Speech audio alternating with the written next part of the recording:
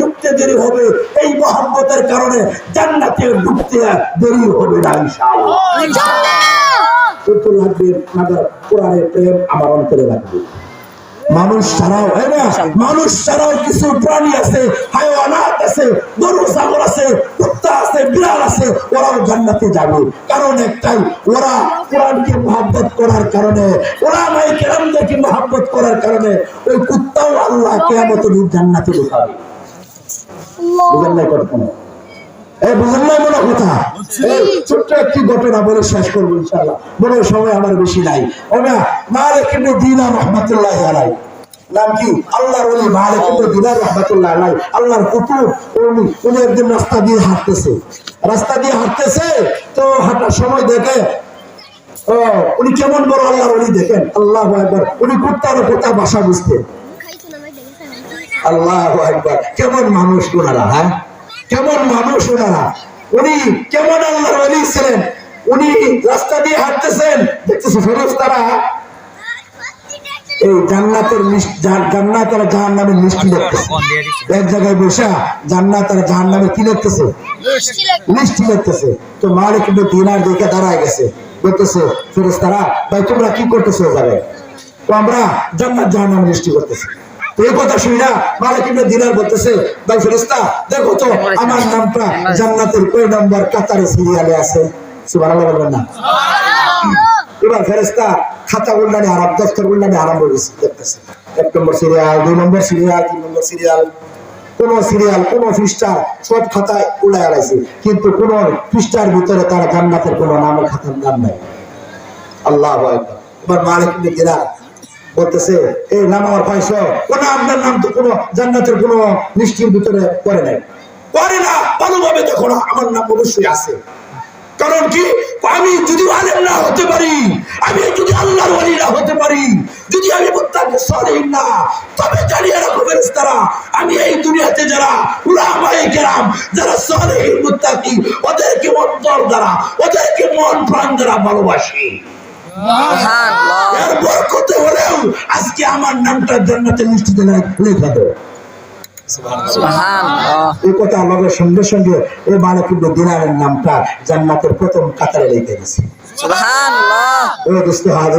আমার যেমন হোক না কেন, কিন্তু কোরআনের দিকে, উলামায়ে কেরামের দিকে আমার মহব্বত রাখতে হবে প্রচুর। কথা বলতে ইমান রাখতে হবে প্রচুর, ইমানকে মজবুত রাখতে হবে, ইমানকে শক্ত রাখতে হবে। কারণ আমার মরণ, আমার জীবন সব হলো আমার কোরআন। কথা বলতে কোরআনে আল্লাহ হাদিসে রাসূল বলেছেন, আল কোরআন শাফিউন মুশাফফাউন ওয়া মাহিল্লুল মুসাদ্দাকুন মান জাআলা আমামাহু কাদামাহু ইলাল জান্নাহ। আল্লাহ নবী সাল্লাল্লাহু আলাইহি সাল্লাম বলেন, এই কোরআন হলো বান্দার পক্ষে সুপারিশকারী। সুবহানাল্লাহ। এই কোরআন বান্দার পক্ষে কি করি? সুপারিশকারী। ওয়া মাহিল্লুল মুসাদ্দাকুন, কেমন কেমন কেমন কেমন সুপারিশকারী? যার সুপারিশকে কবুল করা হবে, গ্রহণ করা হবে। সুবহানাল্লাহ। মানে কয়না এটা এমন উহিল, যে উহিল ধরলে কে যে জিতবে। মানে কোরআনটা এমনই, আর কোরআন শাফিউল মুশাফফাউন, ও কোরআন হলো এটা তার শাফাআতকে, তার সুপারিশকে গ্রহণ করাই লাগবে। সুবহানাল্লাহ। ওয়া মাহিল্লুল মুসাদ্দাকুন মান জাআলা আমামাহু কাদামাহু ইলাল জান্নাহ। এই কোরআনকে যারা সামনে রাখবে, এই কোরআনের ধারক বাহকদেরকে যারা সামনে রাখবে, এই কোরআনের উলামায়ে কেরামদেরকে যারা ইজ্জত দিবে, সম্মান দিবে, আমার রাসূল বলে, মান জাআলা আমামাহু কাদামাহু ইলাল জান্নাহ। কিয়ামতের দিনে কোরআনের বরকতে, কোরআনকে মহব্বত করার কারণে, উলামায়ে কেরামদেরকে মহব্বত করার কারণে আল্লাহ রাব্বুল আলামিন এই কোরআনটাকে তাদেরকে সবার আগে জান্নাতে ঢুকায়া দিবে। সুবহানাল্লাহ। এরপরে কো ওয়ামান জাআলা খালফা যারি সাকাতাহু ইলান নার।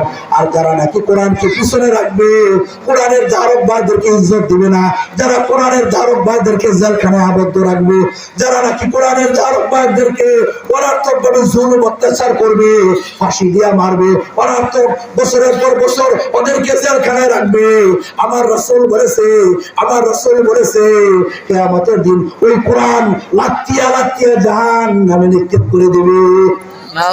বলবেন না? এই জন্য দোস্ত, যতদিন আমরা দুনিয়াতে বাঁচবো ইনশাআল্লাহ, যতদিন দুনিয়াতে আল্লাহ বাঁচায় রাখবে, ততদিন যেন আমরা কোরআনকে মহব্বত করে, কোরআনের ধারকদেরকে মহব্বত করে যেন কবরে যাইতে পারি, এমন নিয়ত আমরা কারা কারা করতে রাজি আছি ইনশাআল্লাহ। দেখা দেই নারায়ে তাকবীর,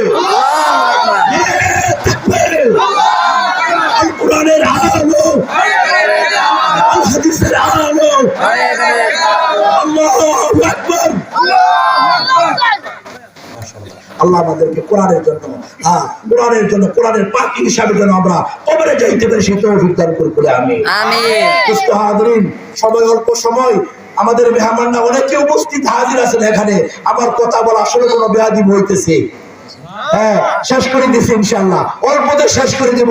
এই কোরআন রাসূল বলেছে, এই কোরআন হলো, এই কোরআন আল্লাহর কাছে সবচেয়ে, পৃথিবীর সবচেয়ে দামি জিনিস হলো কোরআন। যার ভিতর কোরআন আছে